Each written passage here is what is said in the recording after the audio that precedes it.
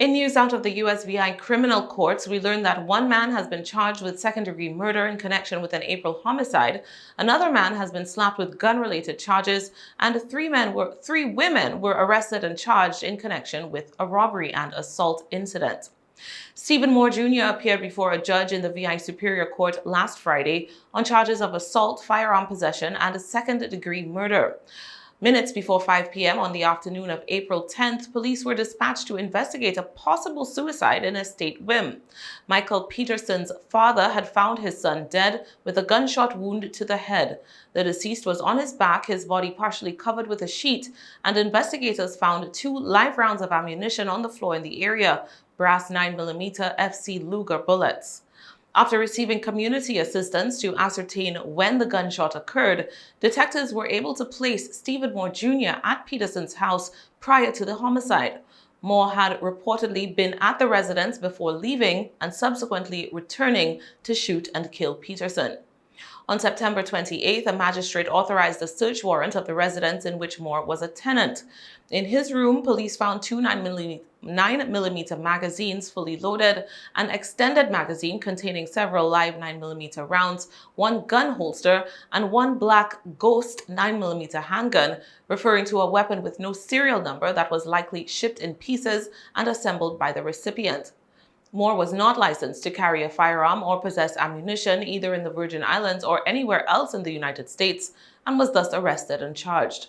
Apart from second-degree murder, Moore will now have to defend himself against charges of first and second-degree assault, unauthorized possession of a firearm during a crime of violence, and unauthorized possession of ammunition. Outside of the charges surrounding Peterson's homicide, Moore has also been charged with unauthorized possession of a firearm and the possession or sale of ammunition. In court on Friday, the judge ruled that Moore would have to sign a fully secured bond in the amount of $200,000 to secure release on the homicide-related charges and a fully secured bond of $50,000 for the other charges. He will also need to present the court with a suitable third-party custodian for approval. He is restricted from travel, his passport must be surrendered to the courts, and he will be unable to leave St. Croix without written authorization. Moore must report to the probation office weekly and will be placed on 24-hour house arrest with electronic monitoring.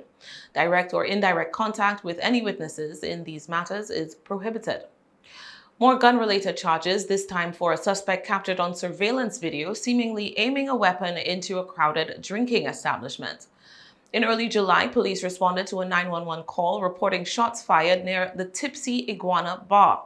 Police arrived and noticed several spent shell casings near 2 cars parked outside the building, from behind which officers were told the shots came. The owner of the Tipsy Iguana said she heard the shots but was unsure of the sequence of events. When officers retrieved and reviewed the security footage from that day, they saw a man identified as David Armstrong Sr. running towards the establishment from the Federal Credit Union's parking area. As the individual crossed the roadway, he lifted the bottom of his shirt and reached towards his waistline, retrieving what appeared to be a silver firearm. Gun in hand, the suspect attempted to enter the bar, aiming inside the establishment before being pulled into the parking lot by a woman who had grabbed him from behind. The camera captured as Armstrong was escorted away from the bar back into the parking area from whence he had come. 3 minutes after that, Armstrong was spotted alighting from a gray Acura sedan and once again making his way towards the Tipsy Iguana's parking lot. The cameras captured him as he gestured with his left hand and slapped his chest while holding what appeared to be the firearm in his right hand. After returning the gun to his waist, Armstrong was again apprehended and again escorted away from the bar front. Inquiries with the VIPD Firearms Bureau did not yield any records of a firearm or ammunition license issued to Armstrong as of the date of the incident. He was therefore arrested and charged with unauthorized possession of a firearm and brandishing, exhibiting, or using a deadly weapon. In court on Friday, a judge ruled that Armstrong would only be released if he posted an unsecured bond in the amount of $100,000 and provided the court with a suitable third-party custodian into whose care he could be released. To restrict his ability to travel, Armstrong was ordered to surrender his passport and must not leave St. Croix without the court's permission.